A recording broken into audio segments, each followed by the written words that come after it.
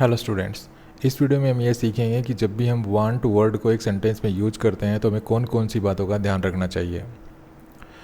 तो इस वीडियो में हमारा फोकस रहेगा जब हम वांट का यूज करते हैं तो किस प्रकार से इसको इन्फिनेटिव विद टू के साथ यूज करते हैं, और किस प्रकार वांट को हम एक ऐसे स्ट्रक्चर में यूज करते हैं जहाँ पर ऑब्जेक्ट कॉम्प्लीमेंट रहता है, और वांट को हम टू बी या एज के साथ कैसे यूज़ करते हैं, और वांट को हम नीड जो वर्ब होती है वर्ब होती है उसके स्थान पर हम कैसे वांट को यूज करते हैं। सबसे पहले देखते हैं वांट को हम इन्फिनेटिव विद टू के साथ कैसे यूज करते हैं। देखिए, जब भी हम वांट का यूज करते हैं तो उसके बाद हम टू इन्फिनेटिव का यूज करते हैं। ठीक है, जब भी हम वांट का यूज करते हैं तो हम टू इन्फिनेटिव का ही यूज करते हैं। जैसे I don't want to come back here ever again. ठीक है, दूसरा अगर मैं लिखूँ I want to go for a picnic. देखा, जब भी हम वांट यूज करते हैं सब्जेक्ट के बाद तो इसके बाद टू इन्फिनेटिव हमें यूज करना होता है। ध्यान रहे, हमें टू इन्फिनेटिव यूज करना होता है, हम बेयर इन्फिनेटिव यूज नहीं कर पाते इसमें। जैसे अगर आप ये सेंटेंस लिखेंगे आई डोंट वांट कम बैक, ठीक है, तो यहाँ पे ये गलत हो जाएगा। आप वांट यूज कर रहे हैं तो ये जो वर्ब है नॉन फाइनाइट वर्ब, ये बेयर इन्फिनेटिव यूज नहीं करना है आपको। यहाँ पे टू इन्फिनेटिव ही कंपलसरी होता है। ठीक है, तो ऐसा नहीं है कि इन्फिनेटिव में से कोई इन्फिनेटिव यूज़ कर लेंगे, टू इन्फिनेटिव यूज़ कर लो या बेयर इन्फिनेटिव, ऐसा नहीं है। आपको टू इन्फिनेटिव ही यूज़ करना है। सबसे पहला पॉइंट आपको ये याद रखना है वांट का यूज़ करते समय। उसके बाद है वांट के बाद हम दैट क्लॉज यूज़ नहीं कर पाएंगे। हालांकि वांट के बाद हम ऑब्जेक्ट यूज़ कर सकते हैं, लेकिन ऑब्जेक्ट अगर यूज़ करेंगे तो फिर आपको वही टू इन्फिनेटिव ही यूज़ करना पड़ेगा। जैसे कुछ सेंटेंस देखिए, ये आपको क्लियर कर देंगे। जैसे सेंटेंस लीजिए, I want him to make you some coffee. अब यहाँ पे देखिए वांट यूज़ किया हमने, वांट के बाद देखिए टू इन्फिनेटिव यूज़ किया, लेकिन बीच में हम ये ऑब्जेक्ट यूज़ कर सकते हैं। ठीक है, ऑब्जेक्ट और उसके बाद इन्फिनेटिव स्ट्रक्चर इज़ पॉसिबल। तो इन्फिनेटिव मीन्स आपको टू इन्फिनेटिव यूज़ करना है। जैसे I want him to make you some coffee, तो यहाँ पे ये देखिए टू इन्फिनेटिव है। यहाँ पे आप इस इन्फिनेटिव और इस वांट के बीच में आप ऑब्जेक्ट ऐसे यूज़ कर सकते हैं। ठीक है, लेकिन आप जैसा कि मैंने अभी थोड़ी देर पहले बताया था, वांट के बाद आप दैट क्लॉज यूज़ नहीं कर पाएंगे। जैसे अगर आप ऐसे लिखते हैं I want him that he make you some coffee, तो ये गलत हो जाएगा। ठीक है, आपको ऐसे यूज़ नहीं करना है। आप ऐसे यूज़ कर सकते हैं I don't want that women to come here. अब यहाँ पे जो दैट वुमेन है ये यहाँ पे दैट वुमेन, यहाँ पे ये डिटर्मिनर है और ये दैट क्लॉज नहीं है। ठीक है, आई डोंट वांट, मैं नहीं चाहता कि दैट वुमेन अर्थात वो औरत, यहाँ पे ये दैट नहीं है, ये कंजक्शन नहीं है, यहाँ पे ये डिटर्मिनर है। इस चीज़ का ध्यान रखना है।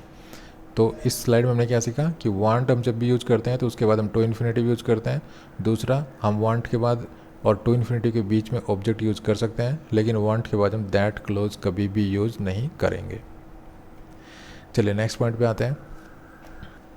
देखिए, नेक्स्ट पॉइंट ये है कि जब भी आप वांट का यूज़ करते हैं तो वांट यूज़ कर सकते हैं, वांट के बाद आप ऑब्जेक्ट लिख सकते हैं।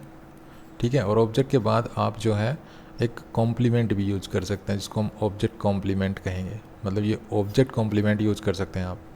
ठीक है, वांट के बाद आप ऑब्जेक्ट यूज़ कर सकते हैं और ऑब्जेक्ट के बाद वो ऑब्जेक्ट का कॉम्प्लीमेंट यूज़ कर सकते हैं। और ये कॉम्प्लीमेंट किस किस फॉर्म में हो सकता है? एडजेक्टिव फॉर्म में हो सकता है, एडवर्बियल में, या पास्ट पार्टिसिपल हो सकती है। जैसे सेंटेंस देखिए, she does not want him back. अब यहाँ पे देखिए वांट यूज़ किया, वांट के बाद ये ऑब्जेक्ट यूज़ किया, और यहाँ पे ये देखिए कॉम्प्लीमेंट है और ये यहाँ पे एडजेक्टिव का काम कर रहे हैं। नेक्स्ट देखिए, we want the job finished by Tuesday. यहाँ पे देखिए वांट यूज़ किया, उसके बाद ऑब्जेक्ट यूज़ किया, और यहाँ पे देखिए पास्ट पार्टिसिपल है। इसी प्रकार दे वांटेड हिम डेड। अब यहाँ पे देखिए वांट है, उसके बाद ऑब्जेक्ट है, और उसके बाद पास्ट पार्टिसिपल है। आगे देखिए आई वांट हर, ये वांट यूज़ किया, उसके बाद ऑब्जेक्ट यूज़ किया, और यहाँ पे देखिए एडवर्बियल है यहाँ पे। ओके, तो इस प्रकार आप वांट, जब भी वांट यूज़ करते हैं तो उसके बाद आप ऑब्जेक्ट के बाद ऑब्जेक्ट कॉम्प्लीमेंट यूज़ कर सकते हैं। कॉम्प्लीमेंट हमेशा आपका एडजेक्टिव या एडवर्बियल या पास्ट पार्टिसिपल हो सकता है। उसके बाद है वांट का यूज हम टू बी या एज के साथ भी कर सकते हैं। ठीक है, लेकिन जब आप वांट के बाद जो है आप ऐसा आप कैसे कर सकते हैं? देखिए, वांट लिख सकते हैं आप, और वांट के बाद आप एक ऑब्जेक्ट लिखेंगे। ठीक है, ऑब्जेक्ट के बाद आप ये टू बी यूज़ कर सकते हैं, टू बी की जगह आप एज भी यूज़ कर सकते हैं। ठीक है, लेकिन उसके बाद एक नाउन कॉम्प्लीमेंट, एक नाउन जो कॉम्प्लीमेंट है वो होना चाहिए। ठीक है, जैसे देखिए I want you to be my friend. अब यहाँ पे वॉन्ट यूज़ किया, उसके बाद ऑब्जेक्ट यूज़ किया, यहाँ पे देखिए टू बी हम यूज़ कर रहे हैं। उसके बाद आप एक नाउन कॉम्प्लीमेंट आपको यूज करना है। आप इस सेंटेंस को आप ऐसे भी लिख सकते हैं, देखिए ये टू बी की जगह आप एज यूज़ कर सकते हैं, ठीक है। तो सेम है, आप ऐसे लिख लीजिए, ऐसे लिख लीजिए, बोथ आर करेक्ट, लेकिन आप इनको हटा नहीं पाएंगे। इनको अगर आप नहीं लिखेंगे तो फिर गलत हो जाएगा। जैसे ये सेंटेंस आप ऐसे नहीं लिख पाएंगे, देखिए I want you my friend, ठीक है, क्योंकि यहाँ पे ये वर्ड्स मिसिंग है। यहाँ पे आपको या तो टू बी लिखना पड़ेगा या एज लिखना पड़ेगा। उसके बाद है हम वांट को जो है नीड के अर्थ में भी यूज़ कर सकते हैं। तो in informal British English we can say that a thing wants something.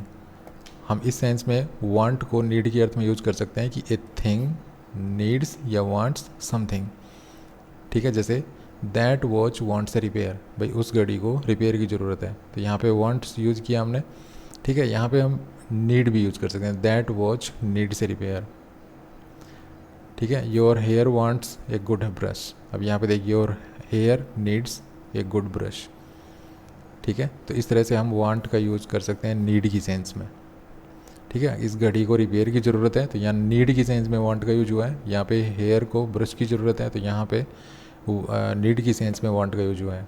हालांकि जब हम इस तरह से वांट का यूज करते हैं नीड की सेंस में, तो इसके बाद वर्ब भी यूज़ कर सकते हैं, और उस वर्ब के साथ फिर हम आईएनजी लगाएंगे। जैसे दिस कोट वांट्स क्लीनिंग, ठीक है। अब यहाँ पे ऐसे भी लिख सकते हैं इसको कि that this coat needs to be cleaned, हम इसको ऐसे भी लिख सकते हैं।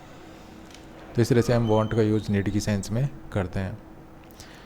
तो ये था हमारा वीडियो जिसमें मैंने आपको सिखाया कि वांट का यूज़ करते समय हमें किन किन चीज़ों का ध्यान रखना चाहिए। अगर वीडियो पसंद आया तो प्लीज़ को लाइक कीजिए, शेयर कीजिए और चैनल को सब्सक्राइब करना ना भूलिए। Thanks for watching this video. Happy learning, bye bye.